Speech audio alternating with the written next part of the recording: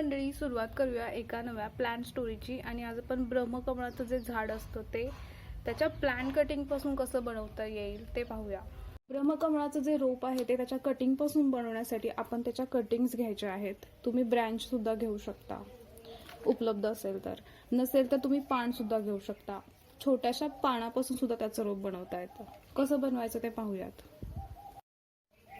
तर stem cutting घ्यायचे आहेत, त्यासाठी लागणारं मातीचं मिश्रण कसं वापरायचं आहे ते सुद्धा पाहूयात। तर मी बागकामाची माती आणि वाळू याचं समप्रमाण वापरते या कटिंग ग्रो करण्यासाठी। आताच मी कोणत्याही प्रकारचं कंपोस्ट त्यात वापरणार नाहीये, प्लेन बागकामाची माती आणि वाळू वापरणार आहे। त्यातच या कटिंग उत्तम ग्रो करतात, त्याचं मूळ तयार करतात। तर हे बनवून आपण कुंडीत भरून घेऊया। तर दोन्हींचं समप्रमाण आपण घ्यायचं आहे। माती आणि वाळू घ्यायची, ती समप्रमाणात मिक्स करायची आणि एखाद्या पॉटमध्ये ती भरून घ्यायची आहे। वाळू मी या कटिंग ग्रो करण्यासाठी वापरली आहे, याचं कारण म्हणजे हा एक सक्युलेंट कॅटेगरीचा प्लांट आहे। म्हणजे याच्या पानांमध्ये पाणी असतं, कटिंग लावली तर ती सर्व्हाइव्ह होण्यासाठी मी वाळू वापरली आहे त्यात। तर आपण ज्या प्लांट कटिंग घेतल्या आहेत त्या आपण मातीच्या मिश्रणात लावणार आहोत। तुम्ही फांदी घेऊ शकता किंवा पानंही घेऊ शकता।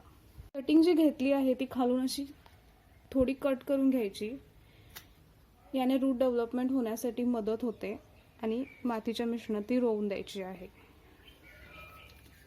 सेम अशी अर्धी कटिंग सुद्धा तुम्ही घेऊ शकता आणि मातीच्या मिश्रणात ती रोवून द्यायची आहे। तसेच तुम्ही अशी फांदी सुद्धा घेऊ शकता। पाहू शकताय त्या पानालाच असे त्याला फुटवे आले आहेत, पानांपासूनच याचं रोप बनवता येतं हे याच्यावरून तरी आपल्याला कळतच आहे। आणि आपण याचा आता रूट डेव्हलप करून घेऊया। खालून ती अशी कट करायची शार्प आणि मातीच्या मिश्रणात रोवून द्यायची आहे। कोणत्याही प्रकारची तुम्ही कटिंग घेऊ शकता। अशा ह्या कटिंग लावून घ्यायच्या आहेत आणि हा पॉट पाणी देऊन याला 2 ते 3 तासाचं कोवळं ऊन मिळेल अशा ठिकाणी ठेवायचं आहे। कटिंग डेव्हलप होतात, त्याचं रूट छान डेव्हलप होतच। माझ्याकडे मी आधीच काही कटिंग डेव्हलप केल्या आहेत, त्या मी तुम्हाला दाखवते। कटिंगने तिचं रूट कसं छान डेव्हलप केलं आहे पाहू शकताय।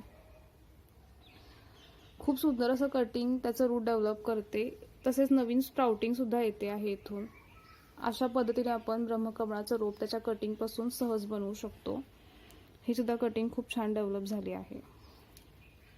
खूप छोट्या कटिंग्स आहेत, पण पाहू शकताय त्याच पानापासून तिने तिचं रूट डेव्हलप केलंय, नवीन स्प्राउटिंग सुद्धा येतात आहेत।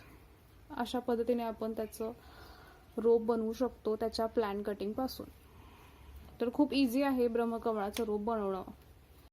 ब्रह्मकमळाचं जे झाड असतं ते जर तुम्हाला कुंडीमध्ये लावायचं असेल तर त्यासाठी मातीचं मिश्रण कसं असलं पाहिजे ते पाहूयात।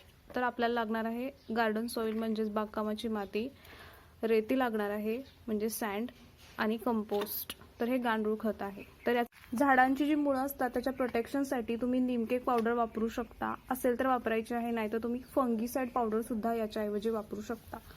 तर नीमकेक पावडर खूप उत्तम काम करते झाडांच्या मुळांच्या प्रोटेक्शनसाठी। तर ती एक 50% बागकामाची माती, 30% वाळू, 20% कंपोस्ट हे गांडूळ खत आहे आणि 10% नीमकेक पावडर। तर हे सर्व घटक आपण मिक्स करून घेऊया। कुंडी भरून घ्यायची मातीच्या मिश्रणाने बनवलेल्या। ब्रह्मकमळाचं जे झाड आहे ते आपण आता कुंडीत असं मध्यभागी लावून घ्यायचं आहे। झाड आपण असं लावून घ्यायचं आहे कुंडीमध्ये। योग्य आणि वेल ड्रेन असं ब्रह्मकमळासाठी तुम्ही मातीचं मिश्रण बनवायचं आहे आणि आपले प्लांट कटिंग ज्या ग्रो करतो आपण त्या लावून घ्यायच्या आहेत। तुम्ही हे प्लांट कुंडीमध्ये लावू शकता किंवा जमिनीमध्ये लावू शकता।